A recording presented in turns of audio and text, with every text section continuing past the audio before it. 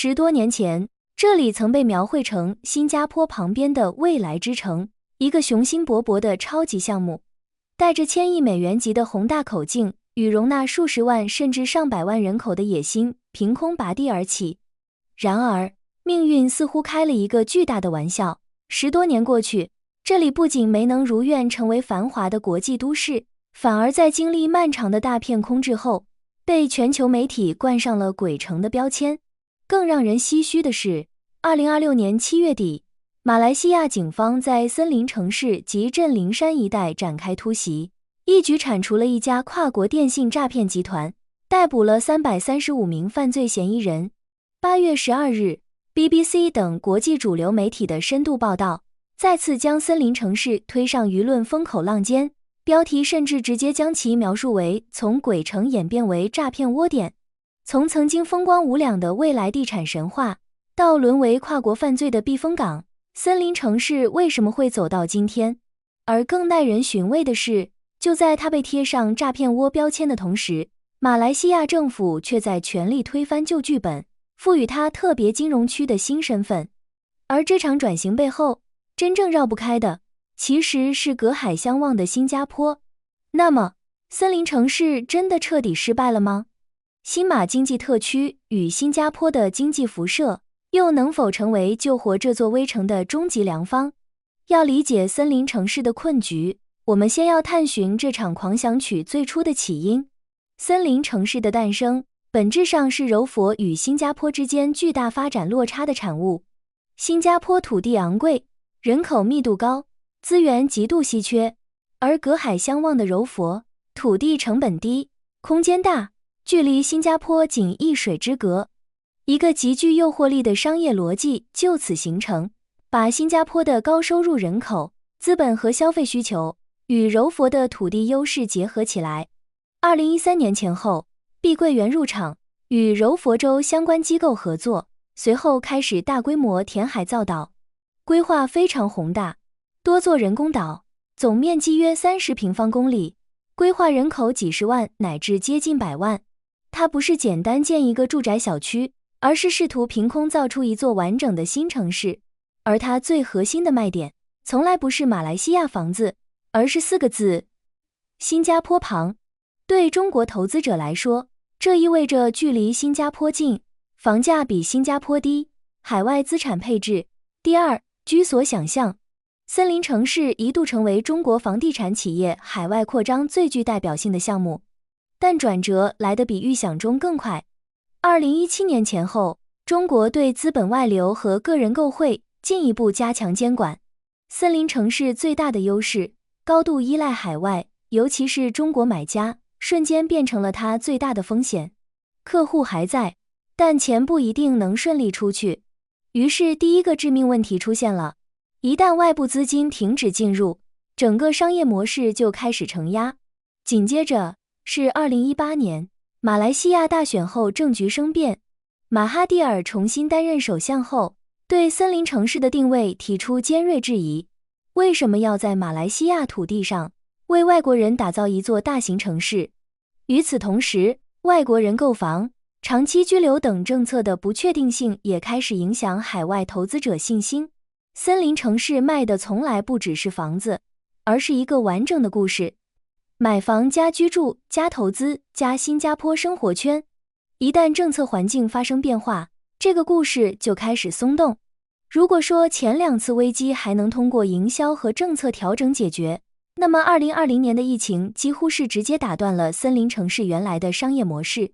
森林城市最大的优势是距离新加坡近，但疫情期间，这个优势反而变成了限制。马来西亚和新加坡先后实施严格的边境管控，看房困难，投资暂停，人员流动下降，商业活动萎缩。对于一座依赖国际人口流动的新城而言，边境关闭就等于城市的入口被关掉。森林城市原本期待的是人来了，房子有人住，商业起来，城市成熟，疫情却变成了人进不来，商业起不来，入住率上不去。紧接着，森林城市迎来最危险的一次危机。2023年以后，中国房地产行业进入深度调整期，碧桂园自身爆发严重的流动性问题和债务危机。2025年，碧桂园计划以5000万美元将森林城市60%股权出售给大股东杨惠妍家族。在碧桂园陷入生死存亡之际，森林城市面对的已经不仅仅是客户减少，而是开发商自身也出现资金压力。对于超级地产项目来说，最怕的就是开发还没完成，现金流先断了。因为一座城市不是盖完住宅就结束，它需要持续投入道路、商业、公共设施、城市运营。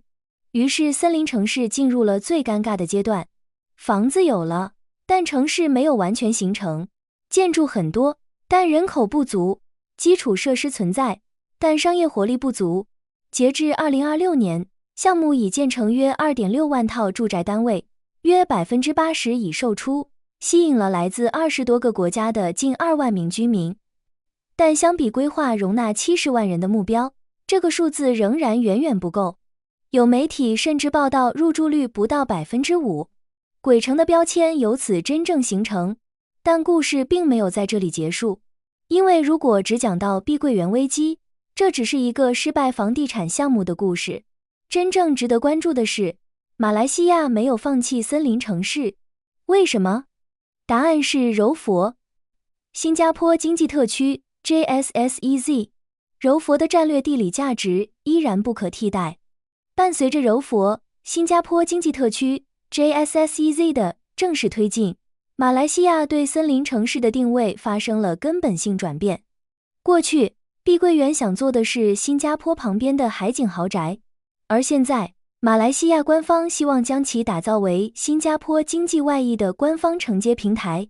2025年8月，马来西亚首相安华宣布将森林城市设为金融特区。森林城市特别金融区 SFC 的逻辑发生了根本变化。以前是卖房赚钱，现在是招商、企业、金融、人才、服务业、消费。政策重点开始向金融服务、家族办公室、财富管理、跨国企业等方向倾斜。森林城市金融特区是马来西亚首个为家族办公室提供长达20年零税率的特区，资产管理规模仅从3000万令吉起。截至2026年中， SFC 已累计收到260宗投资咨询，有望超额完成20亿令吉的年度投资目标。在特别金融区政策下，符合条件的企业可享有 5% 的公司税优惠，合格熟练员工可享有 15% 的特别所得税率。森林城市第一次开始尝试摆脱房地产项目的身份。如果未来能够真正形成金融机构、企业和高收入人口集聚，那么住宅就不再是主角，而只是城市经济的配套。这才是一座城市真正能够活起来的方式。但是，换牌子不等于换命运。2026年7月爆出的跨国诈骗案件，就是一个非常现实的警钟。警方在森林城市27间公寓和5栋独立式洋房内查获诈骗窝点。诈骗集团主要涉及加密货币投资诈骗和爱情骗局，通过 TikTok、WhatsApp 及 Telegram 接触受害者。这些诈骗集团已营运约1个月，主要锁定中国、印尼等海外受害者，大量空置、低使用率的商业和住宅空间，一旦缺乏正常产业和人口支撑，就可能产生新的城市治理问题。森林城市的发展商已表示将配合警方，支持在森林城市设立永久警察据点。但这件事也提醒所有人，一座城市最重要的从来不是建筑有多漂亮，而是里面有没有真实的人、企业、工作和消费。那为什么森林城市现在反复提到新加坡呢？因为它最大的资产从来不是那些人工岛，而是它距离新加坡太近。